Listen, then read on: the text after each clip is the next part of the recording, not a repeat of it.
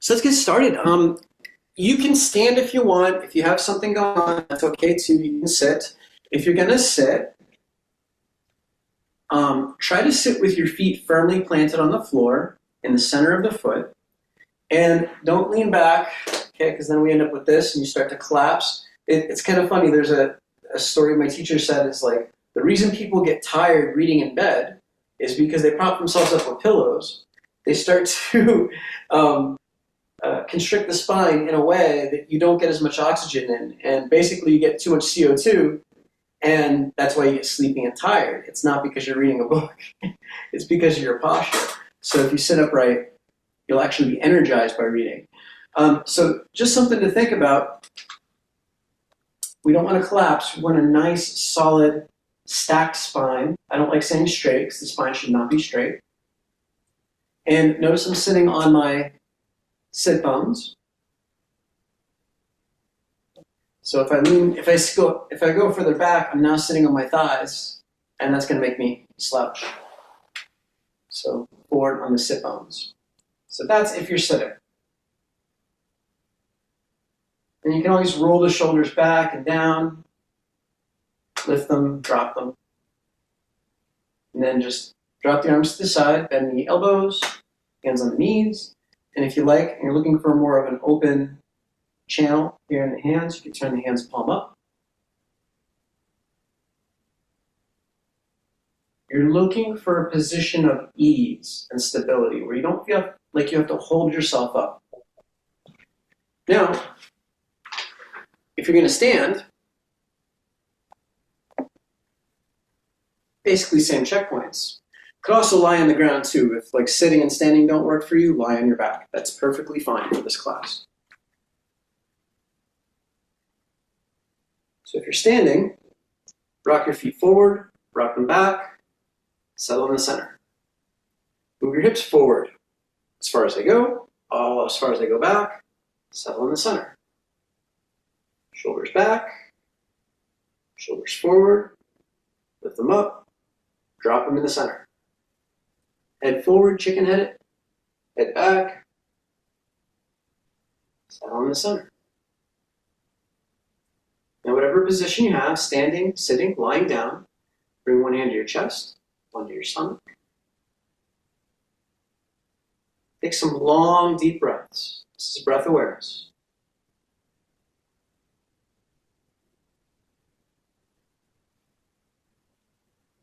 You may remember from the previous sessions, we're looking for quality,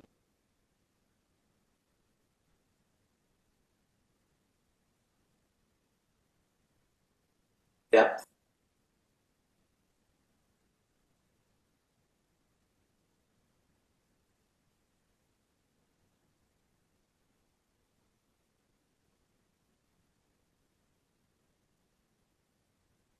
also our subjective feeling or experience of the breath. How does it make us feel?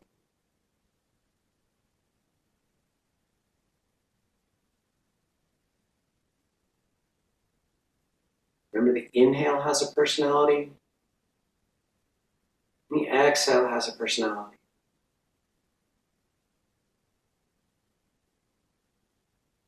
Is there too much or too little of either one?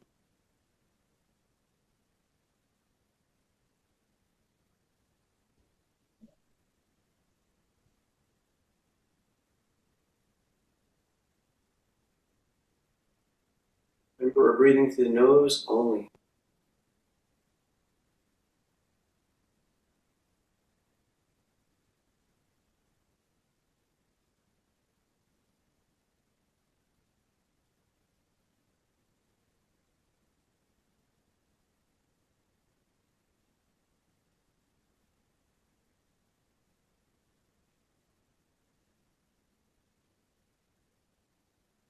Relax your arms to your sides. If you're familiar with Ujjayi, you can add the constriction of the nasal and the nasal passageway and the throat. So you get that feeling of breathing in and out through a straw. If not, just make sure you're breathing through the nose. And exaggerate the expansion of the chest on the inhale. And and contraction of the stomach on the exhale.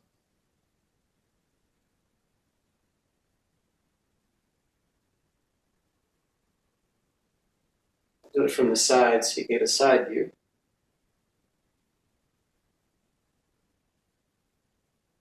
Notice my chest puffs out on the inhale.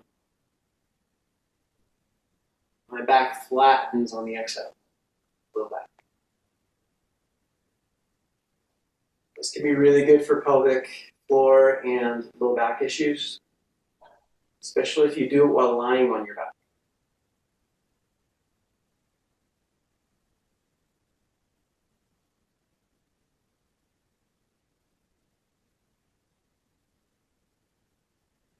But also think of the inhale as the thing that makes the low back arch. And the exhale is the thing that makes the low back flat. Get that tilt in the pelvis.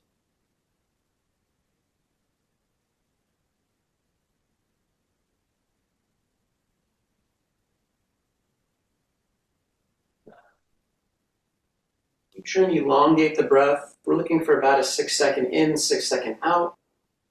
But if that's a struggle, or you just want to stretch the breath, you don't want to struggle with it, so maybe take it down to 4 seconds in, 4 seconds out. At any point you start to feel a pressure build up, whether it's an anxiety or just a stress, shake it out. If you're sitting, you can do the same thing, just shake it out, right? I like to do little quick squats, just to let it all out of my body. Send it into the ground. And then go back to the slow 6 in, slow 6 out, or 4. Whatever's comfortable and accessible to you.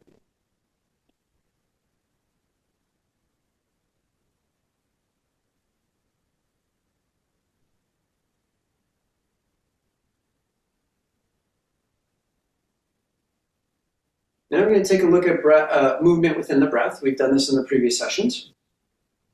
If my count is a count of 6, I inhale on 1, and the chest expands on 2, lifting the arms gradually, so everything is gradual together. 4, 5, at 6, the movement has stopped, but I'm still inhaling. Right? So the movement happens inside of the breath. Exhale, stomach contracts, low back flattens, and then the arms start to move. When I get to the bottom, I'm still exhaling. Again.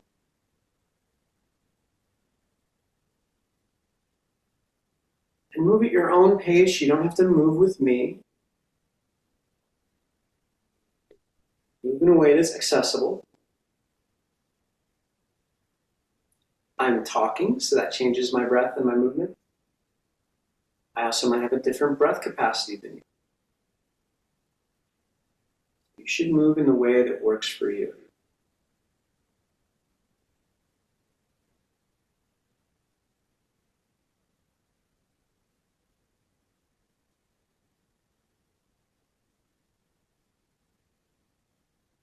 And feel free to change the angle of your arms so it can come up in the front.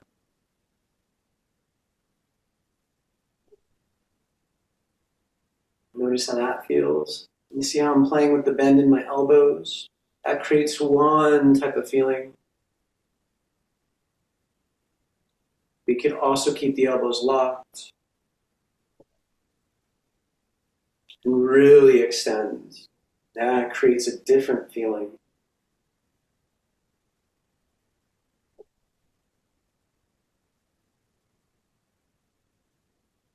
Another option is you can interlace fingers, pushing down with the palms.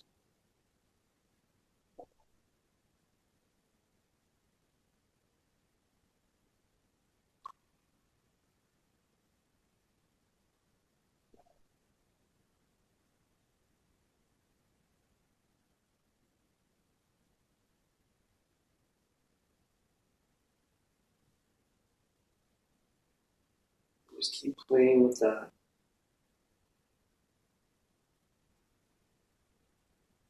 And if you like, you can change positions now. You can go to sitting, kneeling, lying on your back, whatever you like. Everything applies. Mm. Mm.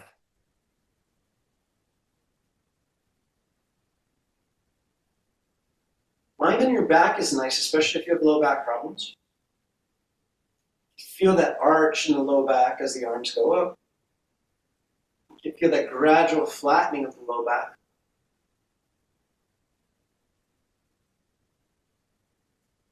And I like to accentuate pushing it into the ground as the arms go down.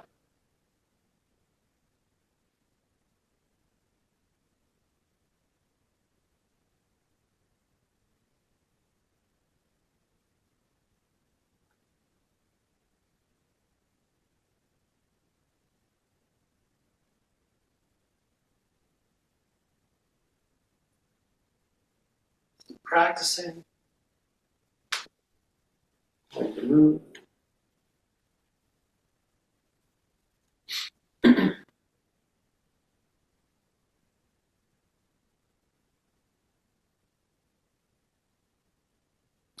Okay, so we're going to move on.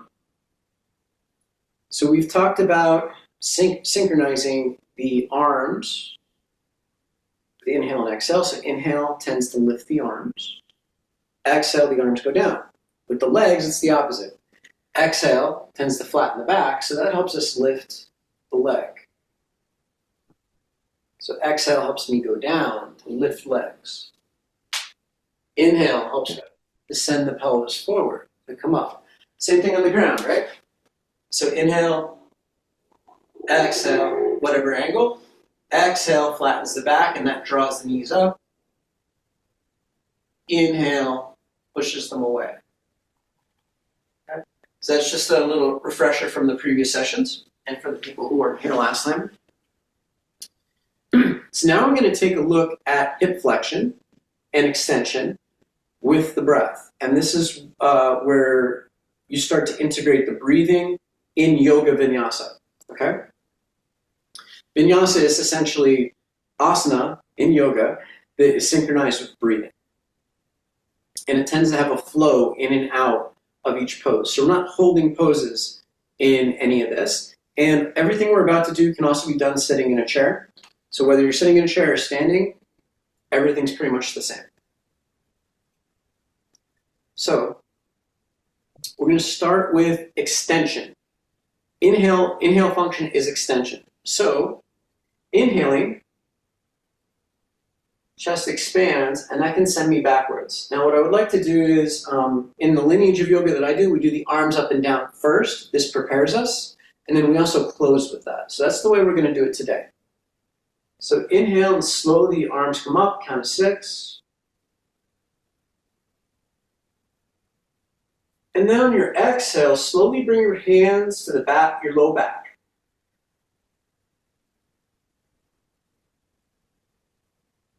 And on your inhale, slowly arch your back, looking up. Remember, you want to keep the spine stacked, so don't just send your head. Send the spine, everything from the tail to the top of the head. And you're looking directly up at the ceiling. Then you can stay here for one breath. Here we're going to hold. And then exhale brings you back to center. Let's do that 2 more times. So inhale, slow arch.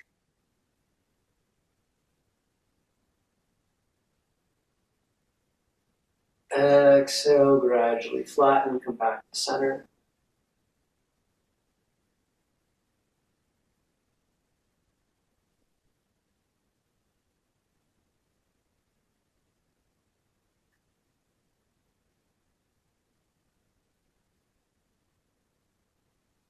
Finish the one you're on, and arms up.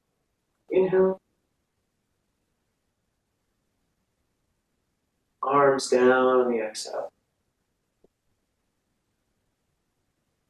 And ideally, when you're doing a vinyasa, the pacing is always the same. Even if the movement is smaller, it's still 6 seconds, right? 6 seconds in, 6 seconds out. Okay. So now let's take a look at forward bends. We're going to do a very, very gentle one. Okay. Inhale, arms up.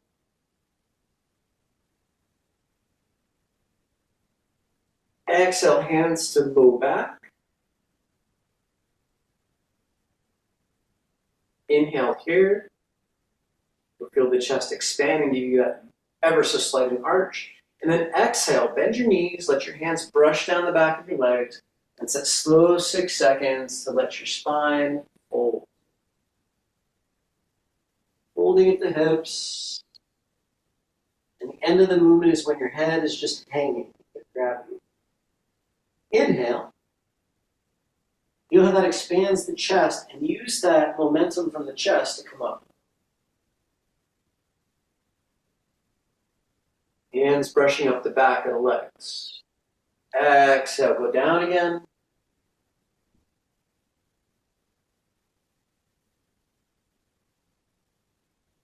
Remember to bend the knees. This is a back stretch, it's not a leg stretch.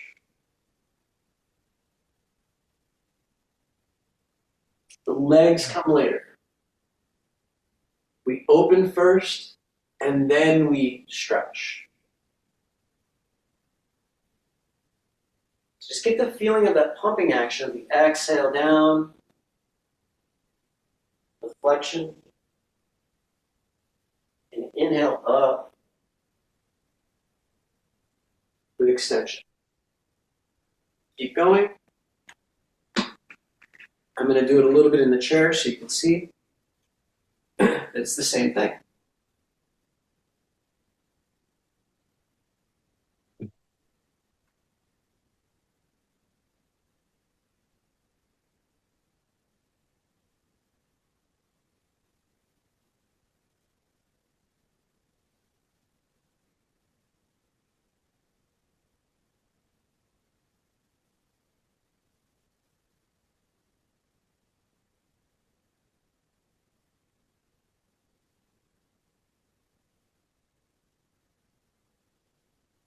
Of course, we can always do a hold and decompress. It's just not the practice we're doing today. Okay. Finish the one you're on. When you're done, we're going to do arms up and down to close.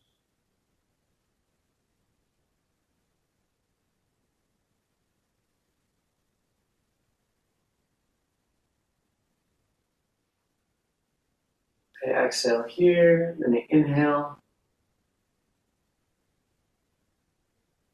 Arms up, exhale. Arms down. And then take a moment, return to breath awareness, whatever position you're in. And observe what has changed. This is the most important part of the practice, is being able to observe what a practice does to you. If you don't observe, you don't know how to change it. Or you don't know whether you should continue it. This isn't blind exercise.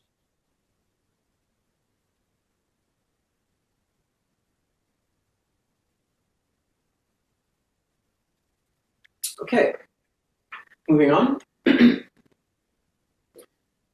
We're now going to work with lateral flexion. Okay, so whether you're sitting in the chair or standing, perfectly fine. And when we're doing lateral flexion, it's nice to have a little support with the hands, but it's not so much for support as it is to keep a solid frame with the arms. Because a lot of people, when they do lateral flexion, they tend to move with the arm, and then the opening of the pathways, the meridians, or however you want to think about it, the fascia, isn't complete all the way through the system. Now I'm getting locked up in the joints, right? So this joint is now getting locked up because I'm trying to move with the arm. All flexion and twist should happen from the spine. So, for example, my hands are at my waist, right? The whole spine moves together. So I'm looking for that flexion in the hip. And I want a gradual crescent moon in my spine. Okay? That's just the overview of the position. Now, another thing is that people tend to do when they go to the side is they tend to come out and do a twist into the side. you want to imagine as if your back is along a wall, and you can even do this along a wall if you like. Your back is along a wall, so you stay in that one plane of motion. In most cases, it's not healthy, or beneficial, I should say, to do a twist with a lateral pose. Okay? And you see this a lot in yoga, right? In Western yoga, is mixing laterals and twists. And it's a very, very tricky subject, and you can end up with some back injuries. I ended up with some back injuries from that. So don't mix the laterals and the twists is a good, best practice to keep in mind. So this is one option, hands at the hips. The other is keeping the arms out parallel with the ground, and then everything tilts together. Okay? Now, I'm not going very deep, right? And that's kind of the danger, is like when I feel like I can't go very far, then I start to twist in order to go further. So don't do that. Just go where you can go comfortably. And right now, we're not doing this with the breath. We're just kind of testing the waters a little bit, making sure that we've got the frame, whatever frame you decide to have. Now, all flexion happens on an exhale. So inhale, chest expands, exhale, and start to bend.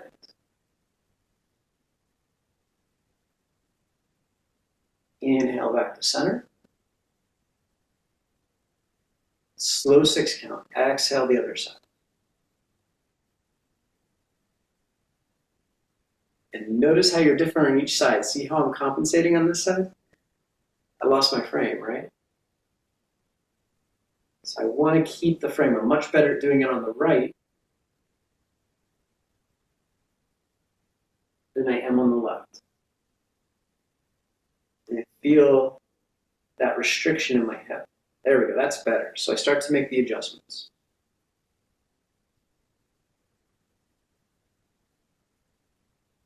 Once again, you can be doing this in a chair.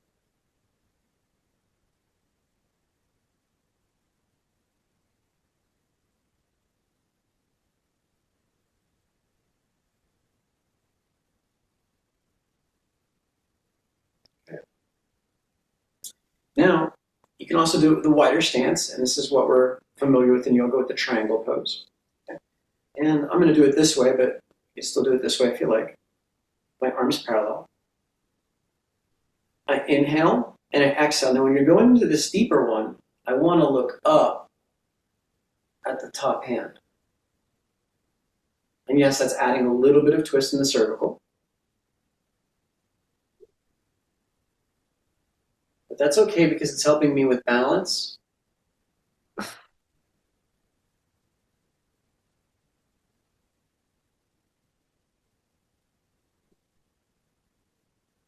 And see, this is as far as I could go without pushing it.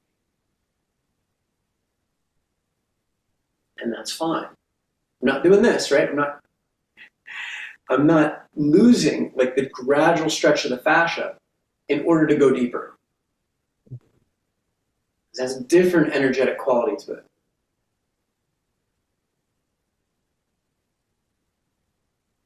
If you're going to hold the pose, we would be doing a different thing. Now you can add a bend in the knee. So whatever side I go to, exhale, that knee can bend. And you see that allows me to get my hand to my knee. Inhale back to center. And if you ever find yourself going too deep, right, you can always use an exhale to come out and push off, come back up. Just know that generally we don't want to go too deep. We want to have that comfortable range of motion. We want to find that ease. Always going to our max does not help us increase our range of motion. Kissing the edge of what's comfortable does. But also do more if you do less.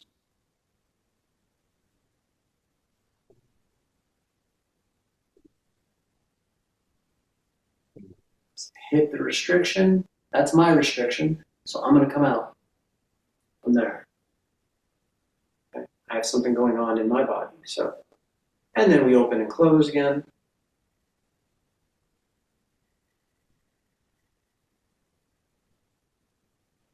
Now, the other thing about doing laterals or twists or anything that's asymmetrical, it's good to do something symmetrical afterwards.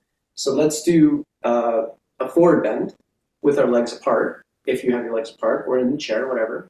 So inhale, arms up. Exhale, forward bend, bend the knees.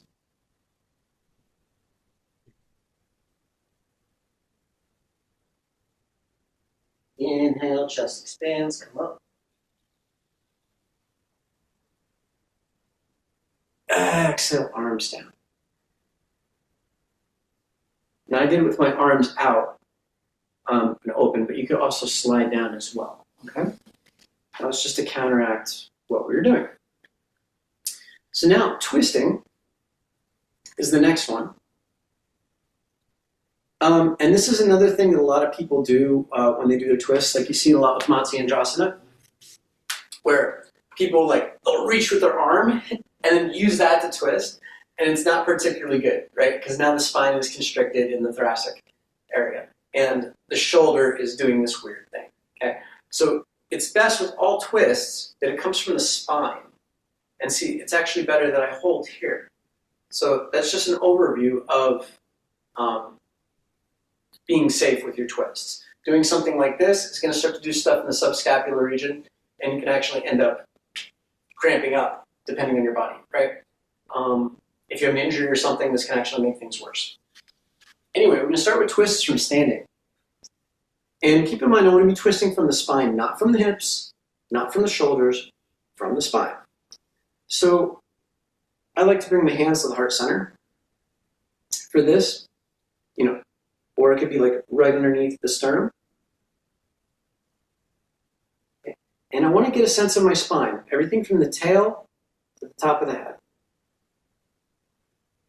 And whether you're doing any type of flexion, lateral or forward, or twisting, the spine works best when every vertebrae twists together incrementally. Now, if you have a fusion in your spine, like I do, my L5 and my sacrum are fused, so there is a restriction there. This can help with those restrictions, but it may not eliminate them if they're fused. Okay, but still, I want that gradual twist. So I inhale here, and then a gradual twist. See, my arms are not doing the work. My hips are not doing the work. And then inhale back to center.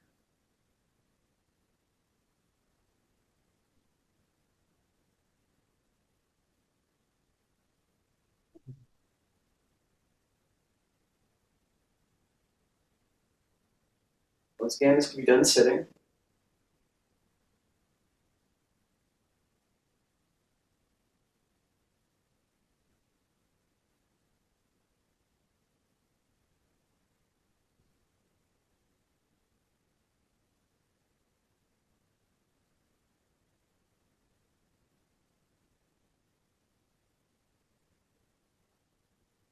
And working this way will also help you if you're a dancer or martial artist,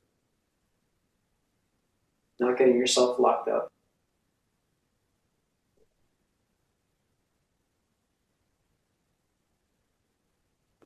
Another idea, if you can see yourself in a mirror, you can put the hands behind the back of your head. The twist. Remember, you're not twisting from the arms to bring the rest of the back with you. The hands go for the ride. Keep the chest open.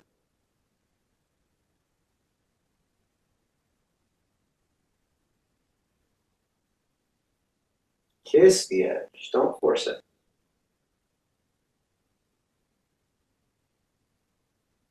Kiss the edge enough times, the edge goes further.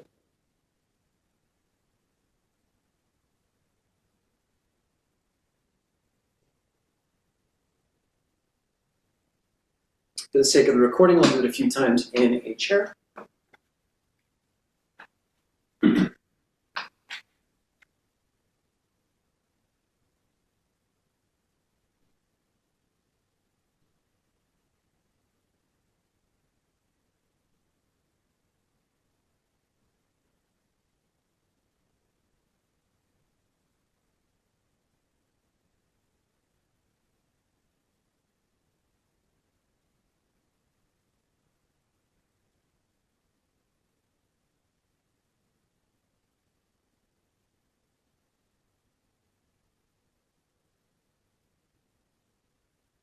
And then when you're finished,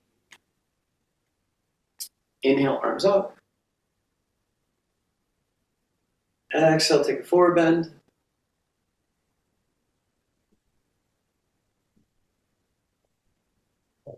Oh. Inhale, come up.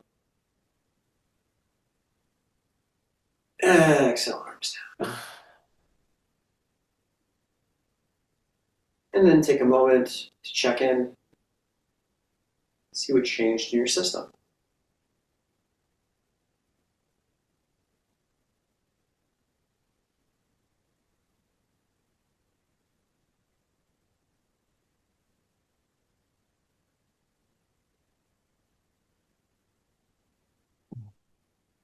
Okay.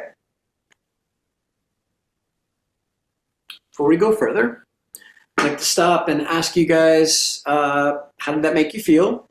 I wasn't able to see you the whole time, but how did it make you feel, and do you have any questions? This is YH. I appreciated some of the lumbar things where I was learning new to sort of, with my mind, activate a certain muscle, and it was a new experience. And so it takes a little while there's a little delay sometimes when I'm trying to do one thing until I actually feel it. So I want to practice that. Good. Yeah, yoga is for the health, asana is for the health of the spine, right? So it starts with the spine and then it goes out to the extremities. A lot of the times people in like gym yoga will work from the arms and the legs first and without breathing, and then none of this gets opened and expanded. So we want to work from that first, and then you can find ease in the movements. And it's important not to mix. It's important not to put the movements together too much, right? Yeah. So, yeah. And the not twisting, that was really interesting too. Yeah. That's why a lot of people's laterals never get better, is because they're always adding a twist to compensate. Yeah. And they also, people end up injuring themselves too. So for safety. Thank you. Thanks. Joe, you got anything, buddy? I haven't done things in a chair. So what I have these two, basically they're electromagnetic. This is all FDA stuff, but basically I am basically zapping with electromagnetism my ankle. I know it sounds weird, but you probably actually know what TPEMF is. I have two of them on me right now because if I do this for an hour, I should be fine. It's been a very long time since I've twisted my ankle, but. So I'm sitting here, but what's really cool, Pass, is the fact that I'm forcing myself to sit here, and it's not an ideal chair. What I chose, it's a comfortable couch, but what it is doing is it's centering me. Like I'm usually, you know me, I'm jumping around and stuff. And I'm not usually sitting when I'm doing these exercises. So it's a discipline thing. I hope in a couple hours my ankle will be fine, and I think it will after about 6 of these treatments. It's like I don't do it. It's amazing what this stuff does, but I'll ice it and stuff. But the point is the whole concept of me being forced to sit here and doing the moves is really cool. It's like a mini version of what I would normally do. You know, I sort of like go little extra. I mean, you describe it better than I do. The way I've been working with you long enough. So this is very disciplining, very, you could say restrictive, but also freeing because it's in a smaller area, instead of me jumping between the mat and so forth. So that's my perspective. And I'm also just thrilled that YH is here. Like, I feel like something in this world has succeeded, and that's just great that you're sharing this time with us. So go ahead. Great. Yeah, there's control and freedom, right? Like, yes, relationship between those. Like, you can't discover certain freeing aspects of your movement without controlling some portion of it. In this case, you're stuck in a chair, so your hips can't. So you can really isolate your spine and your diaphragm and really examine everything that can happen within this. So that's fantastic. when you're standing up, you can compensate in all different types of ways, right? Okay, so moving on to the next subject, which is like powerful movement. Now, I did plan on doing like the 4 major exercises, 4 of the 6 major exercises: push-ups, sit-ups, leg raises, squats, bridges, and pull-ups. But I just don't think we're gonna have time for that, and I just want to gloss over that. And for the people that are just sitting in a chair or on the ground, you don't actually have to do a push-up, but you can do a push-up. So the concept of a push-up, like I have a teacher that once said, all of life is in a push-up. I mean, what is a better metaphor for life than a push-up, right? You have to, everything that's pushing and weighing down on you, gravity, the gravity of everything, how do you deal with a push-up, right? And push-ups are one of people's least favorite exercises, right? They much rather go to a gym and lift weights, and that doesn't necessarily make you good at push-ups, because push-ups, there's a psychology to it too, right? Like, how do I deal with lifting my body, my weights, off the floor, right? And in the gym, you'll see people do like this type of thing, right? And they won't even breathe. They'll just do like a half a push-up.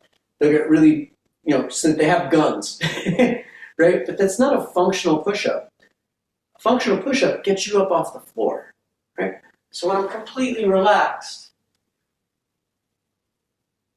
how do I go from this to standing?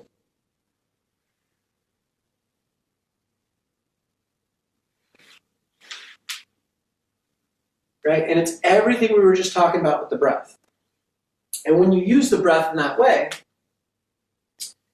you can do a lot more work. Okay? Now, if I do want to do more explosive type of work, I'm going to breathe out through the mouth. If I want to be fast and light, my breathing has to be fast and light. And when I say light, it doesn't mean there's not depth. There's a lot of depth. I'm breathing with my whole body. But I also want to make sure that it's light. It's moving in a light way. So this is where Ujjayi does not help.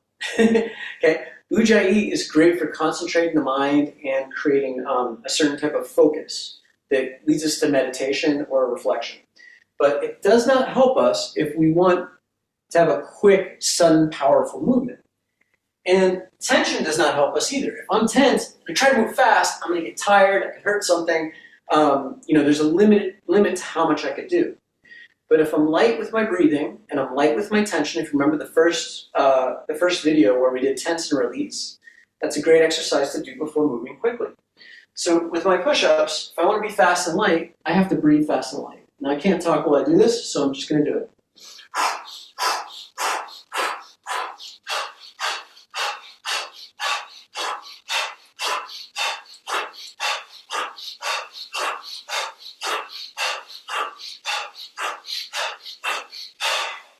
Right?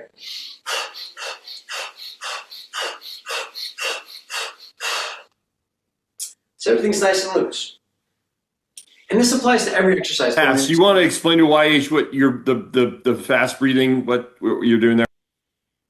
Yeah, so the burst breathing is the pumping action for me to move. That's the thing that's keeping me light and loose. Remember, our breathing is the thing that releases tension. So I don't want tension to build up as I do more work. So I breathe more. Make sense? Looks like I got somebody coming in last. A little late here. Does that make sense, Joe? Okay. Yes. You can do this with any exercise. I could do it when I'm sitting up. I'm doing sit-ups, right? And now I'm nice and light. And I'm not getting tired. I'm actually getting more energy. I'm pulling the energy in. Especially on that inhale. That inhale just pulls in the energy and opens up my chest. Right? I'm not doing this type of thing where I'm getting super tense. So see, I'm free, I can move. Everything's okay. Everything's loose. Right? Same thing with the leg raises. Right? Or bridges. So on and so forth. Any exercise. And it's very important to keep your chest open when you're doing exercise. We do have a tendency, because of computers, life, stress to start to curl up. Okay? When you're doing your exercise, a lot of times when people add weights, right, the muscles actually contract more and more. They end up in perpetual contraction. And then when they stop working out, people will go and sit at a computer, and then everything will start to tighten up. And then, yeah, they get like big muscles and everything, but then they're like this because the pectorals, the arms, everything just curls up, right? So it's very important to stay light and loose and open when you're moving.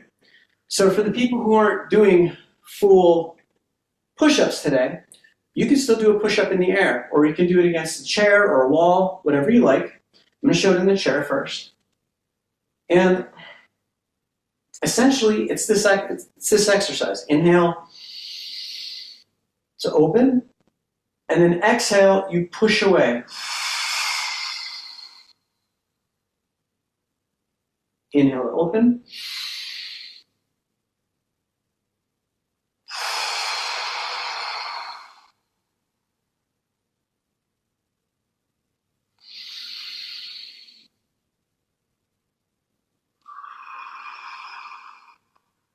Starts to look like Tai Chi, right? Also do it from standing.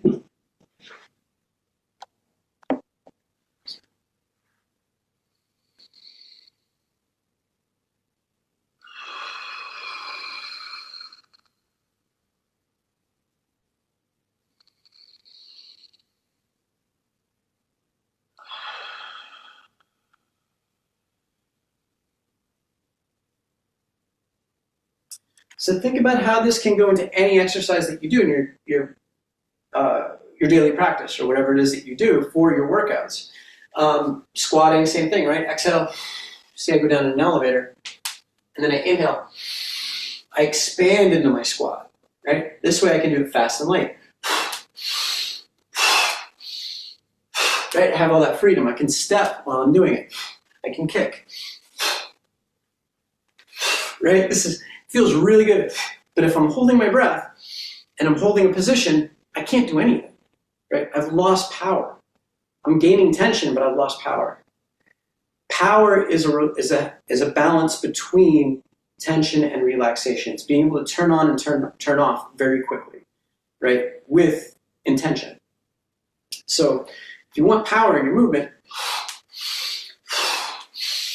keep the breathing going. Okay? If we're looking at Tai Chi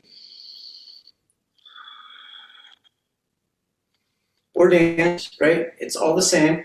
See, my movement's coming from my spine. It's not coming from my arms. I'm not moving my arm to do the lateral or to do the twist. My spine sends everything. Everything.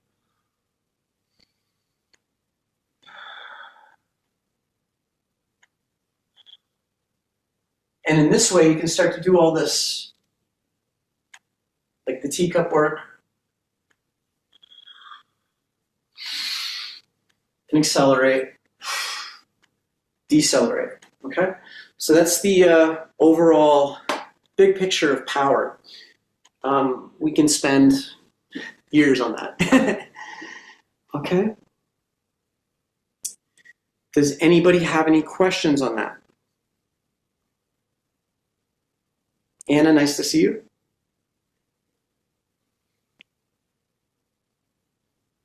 Okay, I'm going to take a sip of water, and then we're going to move on to box breathing.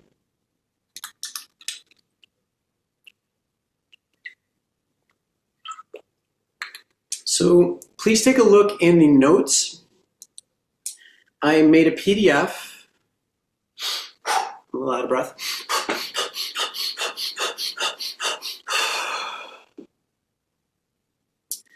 I made a PDF about how to build a box breathing practice with ratios.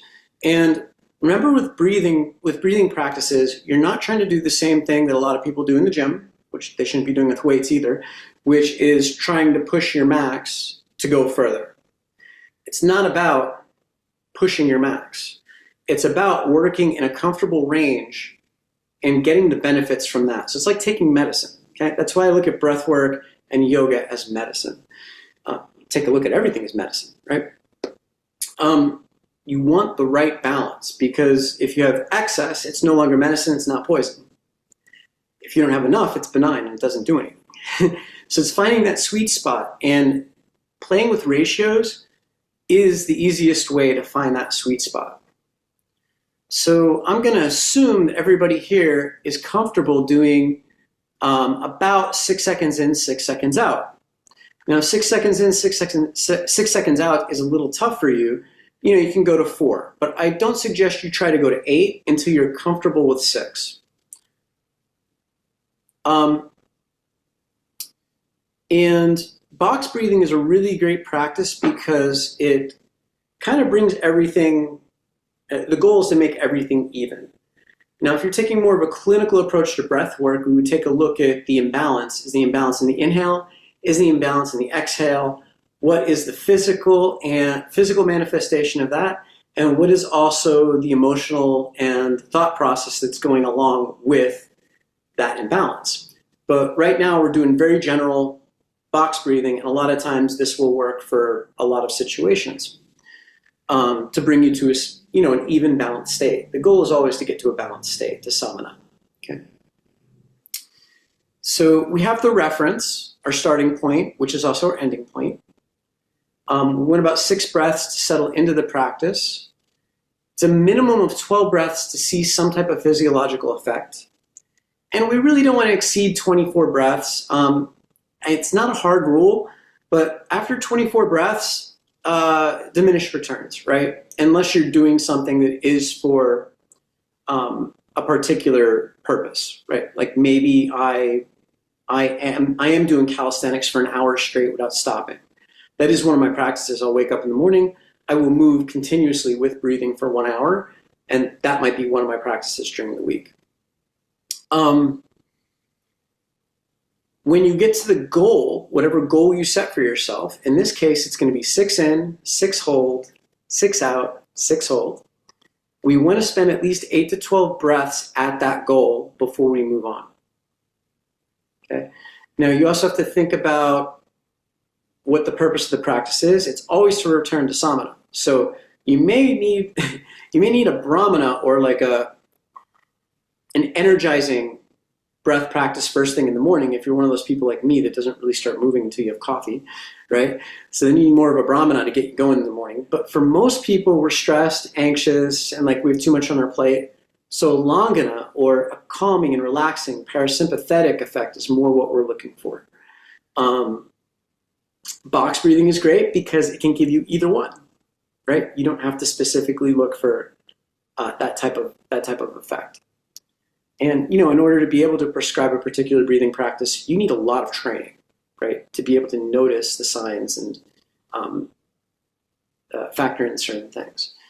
So now the synchronization with the count, okay, we're looking for 6, 6, 6, 6.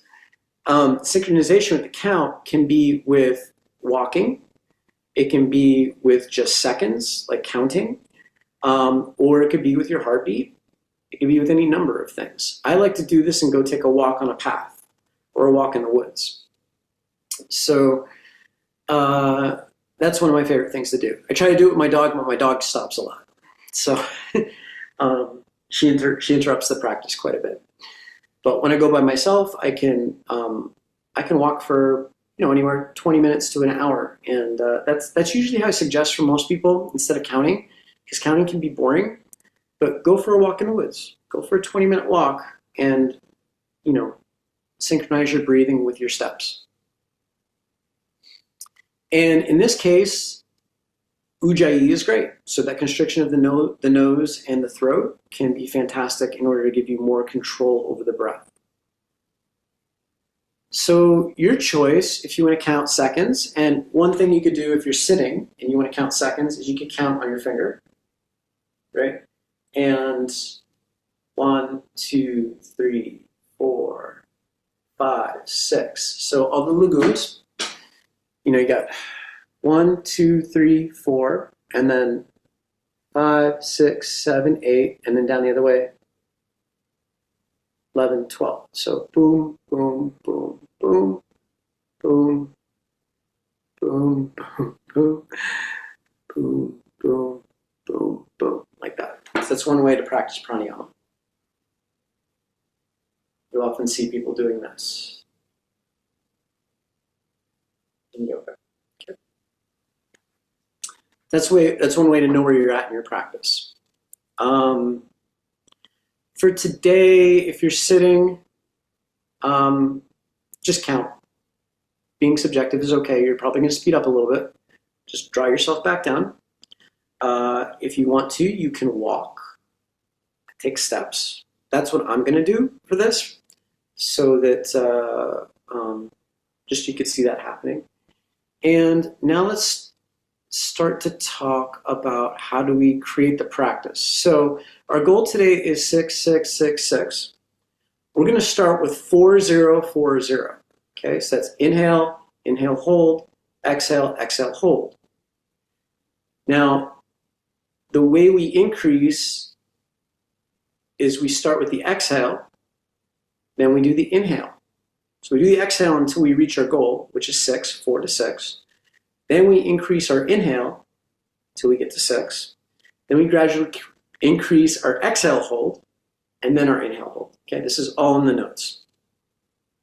So we're going to start with 4, 0, 4, 0. I'm going to do that twice. And then 4, 0, 6, 0, do that twice. 6, 0, 6, 0, 6, 0, 6, 4, 6, 0, 6, 6. Okay, you guys all see this. And I'm just going to call it out, so you don't have to count. You don't have to keep track. Just change when I tell you. Finish when I change which one you're doing. Just finish the one you're on and move to the next one. Now, there's no rule that you have to stay at each one twice. There's no rule that you have to stay at 6, 6, 6, 6 for 8 times. You can play with this, right? Just make sure it's accessible for you. Okay? Is everybody ready to go? Cool. So find either a comfortable position. You can lie on your back, sit, stand, or walk. I'm going to walk.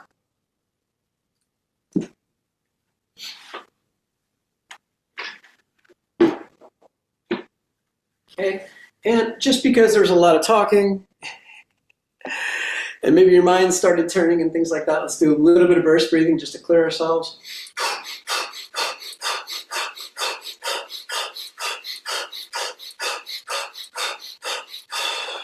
Big breath. Big stretch.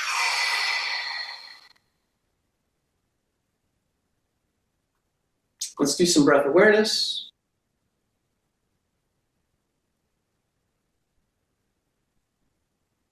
Maybe come up with a word or phrase that describes how you're feeling in this moment. So we have a litmus test.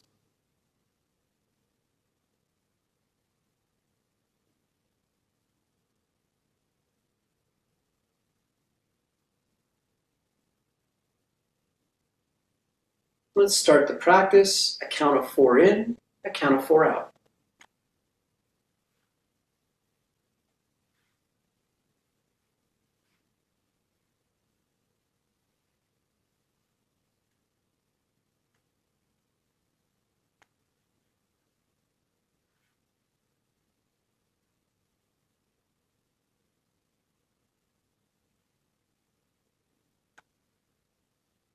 Four in, 6 out.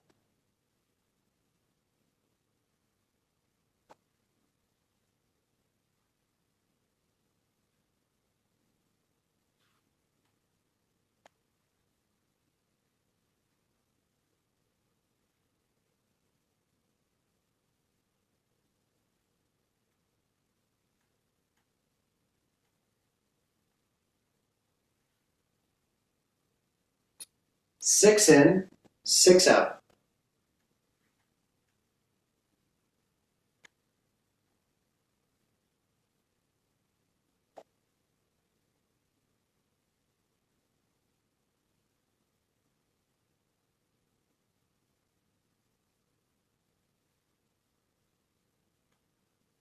It's important to start to notice if you're speeding up your counting or your steps. I started to move a little faster, so I'm going to slow myself down. Now we start to increase the exhale hold. So 6 in, 6 out, hold the breath for 2.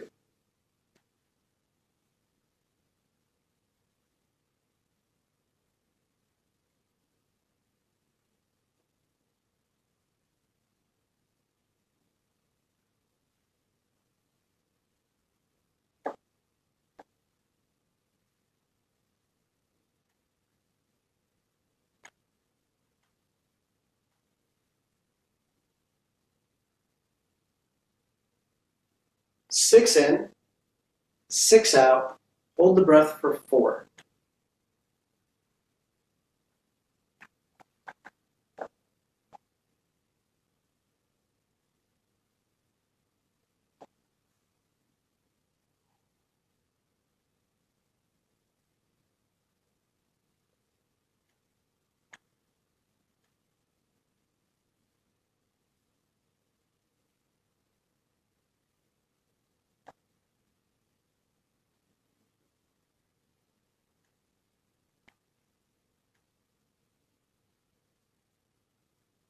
Six in, 6 out. Hold for 6.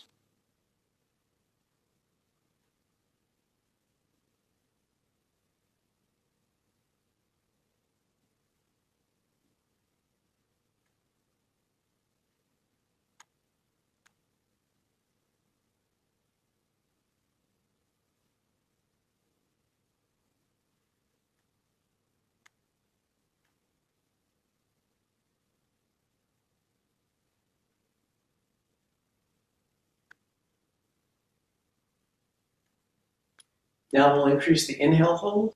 So 6 in, hold for 2. 6 out, hold for 6.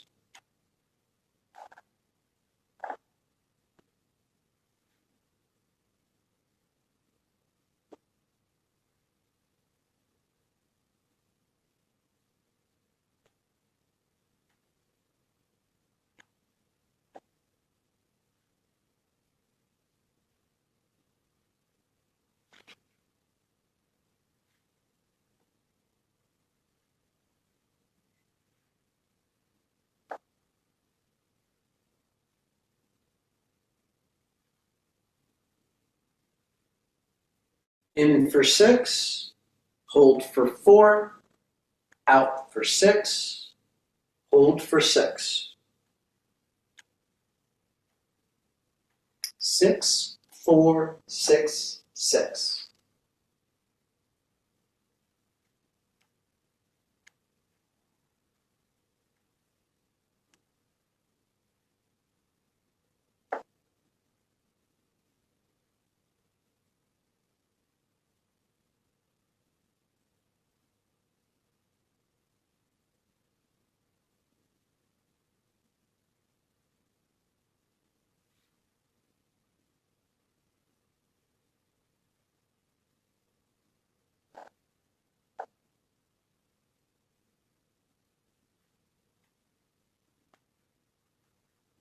And now our goal, 6 in, 6 hold, 6 out, 6 hold. 6, 6, 6, 6.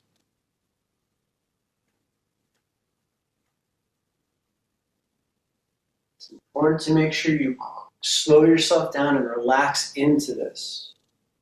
We'll do this about 8 times.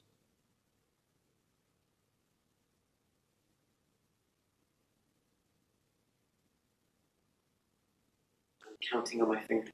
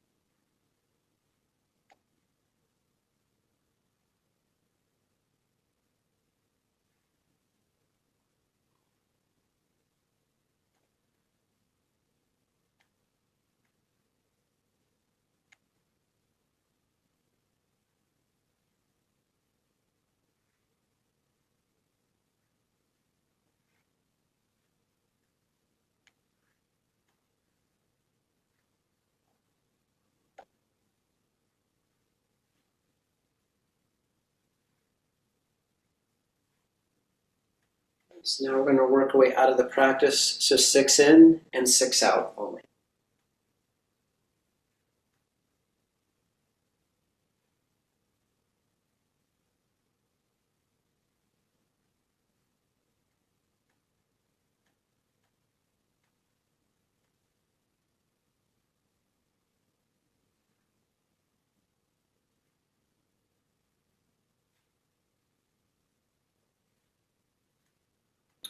Four in, 4 out.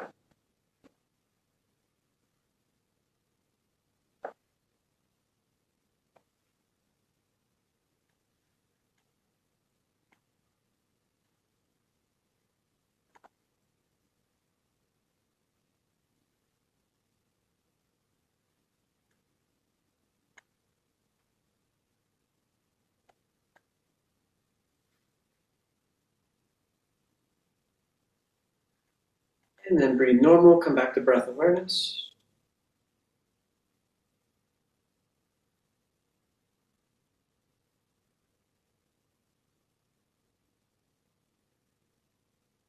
Observe the changes.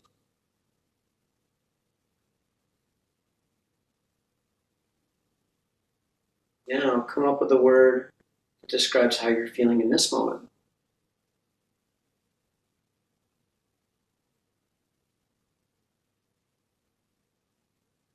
Compare that word to the word you had before the practice.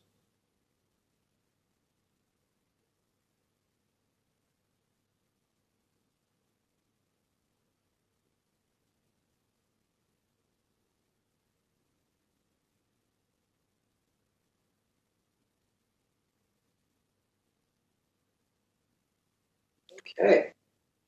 Well, that's the lesson for today, guys. I would love to hear what your experience was. Questions, feedback, complaints.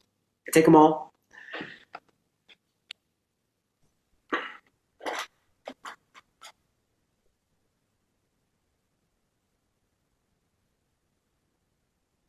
Yes, Wage, go ahead. What is this tradition of or is there a tradition of the breath work that you're working within or from or anything like that? So I'm trained in therapeutic application of yoga. So the Krishnamacharya Desikachar tradition is where I was trained, but I'm also trained in breath work from martial arts and Qigong. So I basically kind of just look at the thing everybody has in common and then take practices and modify them. And this is like a pretty common way of playing with ratios for yoga therapy in order to get into a samana state. So this is kind of, I appropriated this from yoga. Okay, thank you. And if I want to begin reading or learning more about it, have you written things, or shall I look somewhere else, or what do you suggest? Well, I have a breath and body class coming up online in February. You can take that, and that has a much broader view. But if you're interested in traditional yoga therapeutic application, there's the Yoga School in New York. That's where I studied. And there's other yoga therapy programs as well. I do suggest one in the Krishnamacharya Desikachar tradition if you're going to go that route. I take a much broader general approach to it because I have martial arts and dance and all those other things that I use. And I'm all about practical application in day-to-day life, right? Not just the practice, but how does the practice integrate into my day-to-day life? That's very important to me. So yeah, I mean, find a teacher that you like, you know, not just personality-wise, but somebody who sees you, gets you, and can take a lineage or a method and apply it to you and your situation and what your goals are.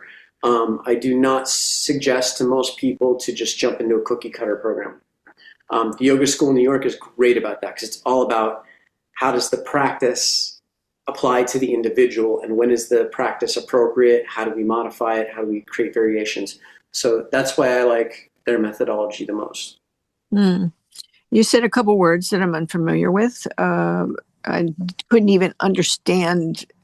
I couldn't even imagine how to spell them because it's a new word for me. Sure.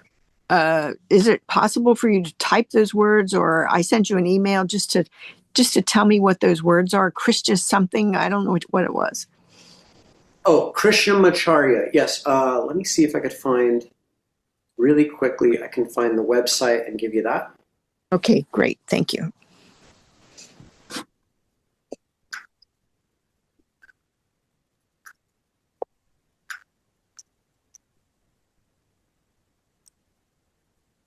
Wait, so if you know where the Divers Alert Network Dan is off of 85 on Marine, not Marine, I'm sorry, Pickett. That's where Pass has his office. That's where he practices out of. Behind that, so if you're in this area, I know you're in the area, but I've been over there. That's where he's teaching from today. So he's very, very, very easily.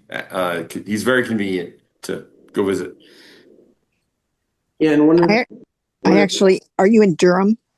Yes. I'm not. I'm in Chatham County, so I don't know any of those places that Joe just mentioned. Oh, I'm sorry. I apologize. It's okay. I mean, I could also work with you online as well. So, but yeah, if you want to take a trip down, I'd love to work with you. So yeah, I'm putting in the chat the Yoga School in New York. That's where I studied yoga about 10 years ago. And I got a 500-hour certification through them, and I love the therapeutic application of it. And then there's kym.org, which is the headquarters in India. And they have some cool programs and online offerings, so you can check that out. Thank you very much.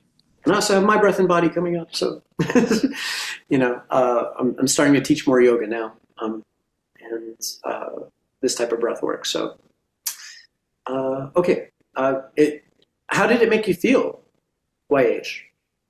Well, I had sensations that were, at some moment I was falling asleep, and the next minute I'm wide awake. So something was happening. Yeah. And I was breathing in and then holding the breath. I was wanting to fall asleep, and then breathing out, I was waking up. And so I don't know what that's about, but I want to learn more about this. And I really appreciated thinking about how the breath would energize the body and inhale and exhale as I do movement, because I've never really had a good understanding, and many teachers get confused about when you should be exhaling and inhale with respect to any particular movement. So this is really nice to just focus on those two things, inhale or exhale, and which movement to be doing. So thank you very much. Very nice introduction to a new area for me. Great. Wait, like I only know one other person that does this level of like amazing work that Pascal does, and he knows who I'm talking about. But I mean, Pascal, I mean, wow! Like it's just an honor to share him with anyone. I'm sorry, and thank you for taking extra time today with us. I think we were planning, you're so generous, and thank you. I'm gonna head out, but and also Anita, good to see you again. And we'll see you in February, or maybe I'll call if I come up with some funds. We'll do a set. We'll talk about it maybe. Okay, but I'm gonna head out. But thank you so much for everyone. So thank you, Joe. It's always a pleasure, buddy. Yep. Bye. Anna, do you have any feedback or anything you want to say? Just a quick question on the box breathing. Sure. Is that like something you recommend as a daily practice, or just more like if you're feeling anxious? Sure. It could be a good anytime practice, and it could be a daily practice too. Beauty of a daily practice is you do it every day, it starts to reprogram your nervous system, which is fantastic. So if you wake up every morning and you do a couple little exercises or asana, and then you do the box breathing, then and you start to do that after about 6 months, like there's a change. There's a big change. And if nothing else, when you don't do it, you really notice. And it's also something that I use constantly every day, all the time. I do it while I'm driving. I do it when I'm trying to fall asleep. It's the most easily accessible and safest breath work that you could possibly do, because it just it kind of just has a very general balancing feel to it, as YH was mentioning. So do you like today, were you just doing like the getting into it slowly for us, or do you do that every time, or do you just go straight to, like, when you do it 6 6 6 6, would we eventually go straight to that, or do you always move up and down? Does that make sense? Even after 10, 12 years of doing this, I still do the gradual in. Okay. I do it a little more subjectively now, like, because I know myself that I'm like, okay, I should spend a little more time at 4 before I go to 6. Like, I kind of know, and it's like, I need a little bit more at this one before I go to the goal. Does that make sense? So, but I still do the gradual in and out, because I don't want to go into it with tension, right? I don't want to go straight to 6 6 6 6 with tension, because then it's hard. I struggle, right? I want to be able to spend time in the goal with ease. I want to be able to live there for a little while, because that's when the real reprogramming happens. If I'm under stress while I'm trying to do the goal, I'm not going to learn. Right? So if you're like, I struggle to breathe in on the 6, and I always want to exhale longer, which I know I mentioned last time. Mm-hmm. Cutting off my exhale and like breathing in longer than I feel like I can. So at that point, would I just stick with 4 on breathing in for a while? Yeah, exactly. Stay there until it's comfortable, or reevaluate, and then maybe your goal is 4 4 4 4. Mm-hmm. That might be your goal to start, and then when that's comfortable, after about a week, take it up to 6s, right? And gradually work your way into the 4s. Gradually work your way up to the 6s, and then eventually you can get up to 8 or even 10, right?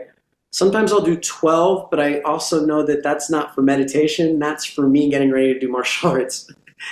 Okay, so that's a different use. Like, it's understanding what the use of each breath work is. So if you're looking for evenness, start with 4s. If you're looking for, and work your way up to 6. If I'm trying to really stretch myself before I have to go and fight for an hour or 2 hours or 6 hours, if I'm in a seminar, I'll work my way up to 10 or 12. Because I just want to stretch the breathing before I have to go and like start really doing that while I'm getting hit. So that's where you have to gauge it. Just understand what your goal is and what your expectation is. Okay. Yeah, it's hard to self-pace. Did you study under the Systema guy? I think his name's Vladimir. Yep, yeah. That's my teacher. I've been studying with him since 2009. Okay, because I went to a retreat with another guy who studied under him, and he recommended that I find something Systema in the area, so that's how I found you. Oh, great. You're in Durham, right? I'm in Youngsville, Wake Forest. Mm-hmm. Okay. It's like around Wake Forest. Okay. I mean, yeah, come check out our Durham classes sometimes. We have a free intro class. Classes are on Friday nights, Sunday afternoons, and Wednesday nights. Everybody's really welcoming. It's, everybody will help you out. It's a great group of people. We're small, but we're actually a very experienced group. So it's a great place to study. Well, thank you. This has been great. Yeah. Thank you. Thank you. Thank you. Thank you. Very much. Sorry? You were talking about that you put stuff in the notes or like a PDF. Was that something that you emailed? I did not email it yet, but I will email it as a follow-up.